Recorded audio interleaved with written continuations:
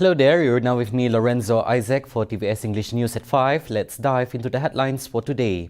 Sarawak Petchem Sendirian Berhad, a company based in Sarawak, is actively exploring potential collaborations aimed at the production and export of blue ammonia. This collaborative effort will incorporate cutting-edge carbon capture technology to ensure environmentally responsible blue ammonia production. The Premier Sarawak, Dato' Peninggi Tan Sri Abang Johari Tun Openg, said the significance of blue ammonia, a product derived from nitrogen, and blue hydrogen sourced from natural gas, with the critical aspects of capturing and storing the carbon dioxide byproduct. This eco-friendly alternative is being seriously considered as a substitute for coal in power generation. Notably, the Premier highlighted the growing demand for blue ammonia from potential customers. The second plant will be based on ammonia. And we see that the market is there for ammonia. Particularly, you can see the trend in Europe as well as the trend in Far East, including ASEAN. We need, sometimes they want to produce energy using ammonia as a feedstock. So because of that, I have requested Petchem to set up ammonia plant in Bintulu. This is something new. It is blue ammonia, and I think if you calculate the return on this investment, more or less it is quite guaranteed, depending on how, of course, you market your product. But it is generally based on demand. He said this in his speech at the first gas readiness ceremony of the Bintulu Additional Gas Cells Facility 2 BAGSF2 in Tanjung Kidurong, Bintulu on Monday. Abang Johari expressed confidence in the availability of ample gas resources in Sarawak to produce blue ammonia and urea. He hoped for the swift finalization of the gas supply agreement for the project. He also extended his gratitude to all parties involved, such as PETRONAS, Sarawak Petchem and Sarawak Energy Berhad, for their dedicated efforts in preparing BAGSF2 for the gas production in just over a year. Furthermore, the Premier highlighted that the capacity of this facility to deliver gas holds promising prospects for both the petrochemical and power sectors in Sarawak. These developments align with Sarawak's PCDS 2030 goals, which include a job creation, reducing developmental disparities between urban and rural areas, and promoting digital adoption through enhanced energy access. That the petrochemical and power industries are two important approaches for Sarawak to achieve our post-COVID-19 development strategy 2030. And of course, I am very keen to see the growth of these two sectors contributing towards the creation of jobs in Sarawak, keeping with our plan to see the workforce expand close by 195,000 jobs, while narrowing the development gaps between the urban and rural Sarawak. The Bintulu Additional Gas Facility has initiated gas deliveries to the newly established methanol plant in Bintulu. This development aims to further bolster the growth of the petrochemical industry in Sarawak. PETRONAS Malaysia Petroleum Management Senior Vice President Mohamed Feroz Asnan stated that the initial gas supply from the facility, delivered through a newly constructed pipeline, serve as the essential fuel source for commissioning Sarawak's Petchem Sendirian Berhad's world-scale methanol plant. With a design capacity of 390 million standard cubic feet of gas daily, the additional gas facility caters for the requirement of the new methanol plant, plus 70 million standard cubic feet of gas per day to supply to the Sarawak Energy Berhad's existing power plant and Bintulu. The readiness of BAGSF2 facility marks yet another chapter in the development of the oil and gas sector in the state of Sarawak. It is our hope that the delivery of additional gas will power the further growth of downstream sector in the state. In 2016, PETRONAS signed an agreement with the Sarawak state government to supply a total of 450 million standard cubic feet of gas daily of natural gas to Sarawak for power generation and state-owned petrochemical industries.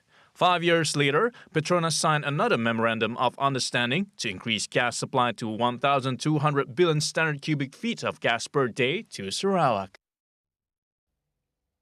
Sarawak is studying the use of wooden pellets as renewable energy sources, emulating the likes of Norway and London, which can produce up to 2,500 megawatts of power.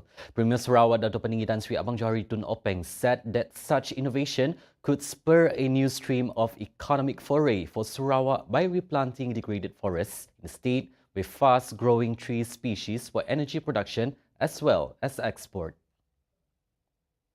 Meaning, what we do here, we replant our degraded forest area with new fast-growing species, and that become a feedstock to produce pellet for us to produce power as an additional power to our grid. If not, kalau banyak lagi keluar, kita jual as become export item. In other words, no longer potong kayu, jual kayu. Kita tanam kayu, kita ambil dia punya waste dan turn into energy. He said this at the 63rd anniversary celebration of the Sarawak Central Chiang Sia Huang Clan Association in Cebu on Sunday. The Premier also noted that financial institutions globally have adapted their requirements to comply with environmental social governance (ESG), and thus businesses have to adapt to the new economy. If your business is based on energy that emits a lot of carbon, the banks may be reluctant to give you funding because the international banking community has agreed that they will only fund projects that are relevant to the present issue of climate change. At the same time, Abang Johari stressed on Sarawak's effort to promote the use of hydrogen, which is touted as a fuel for the future. PETRONAS' commitment to experiential learning and developing future skills for the global energy industry is exemplified through niche programs at the PETRONAS Petroleum Technological Institute, INSTEP.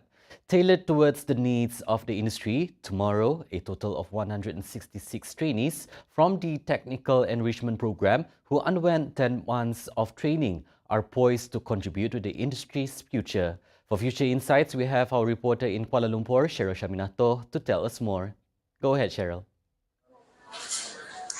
All right, thank you so much, Lorenzo. I am currently at KLIA 1, where we will be transiting to Malaysia's shore of East Coast, which is in Kuala Terengganu. And let me just tell you why we're going to be there. But first off, experience in enriching is INSTEP's brand purpose, as they will seek in their commitment towards experiential learning in transforming solutions partner from what could be to what is. Now, just a brief of the highlight here that I would like to affirm, right, Lorenzo, is that its global purpose to train plant operators to support operational needs of PETRONAS production processing plants dates back to its establishment since 1981. And tomorrow, we will get a further insight into its first of its kind in the world facilities, one of its upstream downstream training plant, or UDTP, part of its environment in